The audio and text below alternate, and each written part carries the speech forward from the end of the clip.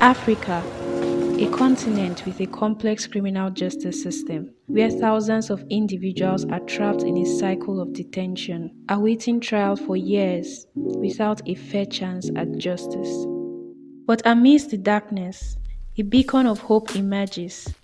Meet Funke Adeoye, a tireless advocate and the founder of Hope Behind Bars Africa, a human rights organization providing access to justice to the incarcerated and fighting for criminal justice reform in Africa. There's a lot of backstory to why I started Hope Behind Bars Africa. My dad was unjustly detained by the police for an offense he did not commit, and it was a traumatic period for my family. I experienced firsthand as a child how the justice system can be quite unjust. Some people are not able to access justice, access legal representation, because they cannot afford it. I started out by providing free legal services to people, and it grew to a point that we're able to get other lawyers to join us, and we're where we are today. One such person who found hope is Christian John. His story is a testament to the transformative power of Hope Behind Bars Africa. I was arrested by a group of policemen. They say that they are doing reading, that something happened, that they are packing people just to investigate one or two things. So at the end of the day, they took me to SARS. I spent like a year, almost a year, in the police custody. And being there, life is so miserable, and some people are dying there just because of lack of food, even water. Sometimes when I was there, I was like, Kai, God should just take my life, because I don't deserve what I'm seeing, and I don't deserve what is happening to me. One fateful day, I was just sitting there, called my name, that I should arrange myself, that I'm going to court. That's how they took me to court. I was in court. The judge have to give adjournment that they should remind me in Kuje prison. Christian spent 5 agonizing years behind bars at Kuje Correctional Facility. His case suffered adjournments, and justice seemed like a distant dream. Going to court, giving adjournment, coming to court, the judge will ask me that, young man, you don't have lawyer. I can't just let you go like that. You have to have an advocate that will speak for you. So on a fateful day, I was inside the yard. They called my name, Chris John, that you have a visit. My coming out, I saw a group of lawyers. That was where I came to the picture of Barrister Funke. It was 2019. I went with some colleagues for a return visit to Kuje Correctional Facility in Abuja, Nigeria. We pre-informed the correctional officers that were coming, and the welfare officers would go in search of people who need legal representation. I was talking to Christian. He was one of those that was brought to me. He told me that he was arrested about 5 years ago on his way back from school. So there was a raid, they raided I think a bus or so.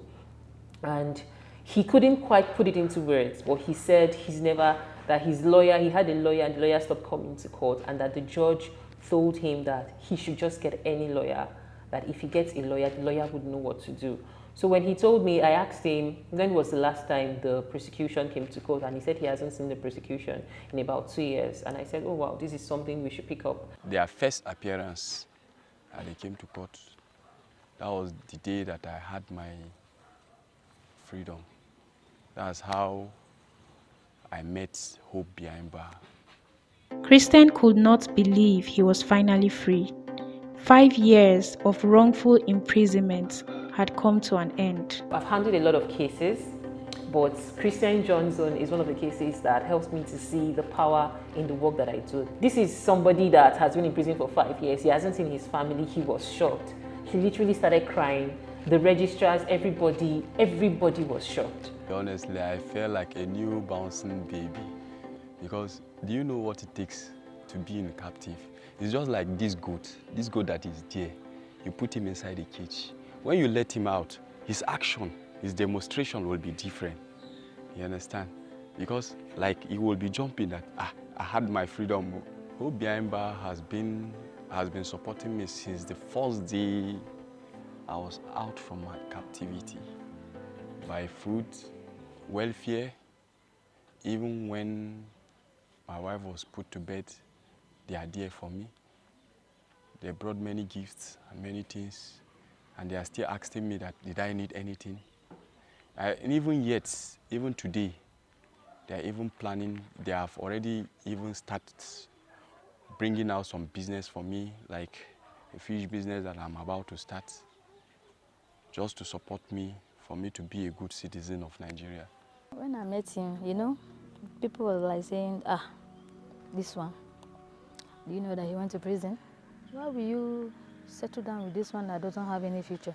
This one that just come out from prison. They was like saying, he used to hold AK-47. Honestly, just to damage his image. I asked him, you say, if he's holding all these things, I myself, as I'm together with him, you will know. You will know everything. So this is how I started watching him. Sometimes his calls that enter his phone. Sometimes where he goes, I'll ask him, where are you? Who were you with? You understand? So this is how I get to know that he's not that kind of person that they are talking about. I just want to thank God for Hope Behind Bar, for what they have been doing to us. Even when we are down sometime, we don't have anything. Sometimes you'll be the one to call Barrister Funke. Before you know up to be 30 minutes, she will send something to us. So they have helped us in many ways. And I really appreciate them. The vision of Hope Behind Bars Africa is to ensure access to justice for all. Prison is supposed to be reformative, but what we find is a circle of recidivism. So we are also conscious enough to help reduce the recidivism rates. So for everybody that we provide free legal services to, we want to ask them, what next when you come out of here? How can we empower you? Hope Behind Bars Africa continues to fight for criminal justice reform, one case at a time. People should not have to go to prison because they are hungry. People should not have to go to prison because they are poor. But we currently have laws in Nigeria that criminalizes people for being poor. We have laws that criminalizes people for hawking, for loitering. We've represented people like that. How can we ensure that people that have no business in prison and they commit minor infractions, those minor infractions are dealt with outside of the correctional facilities? So how can we ensure the implementation of restorative justice measures, even from the stage of the police? How can we have more community service options, probation, paroles? This is what works in so many other developing countries and even in Africa. This organization is rewriting the narratives of those forgotten behind bars, bringing hope and restoring lives.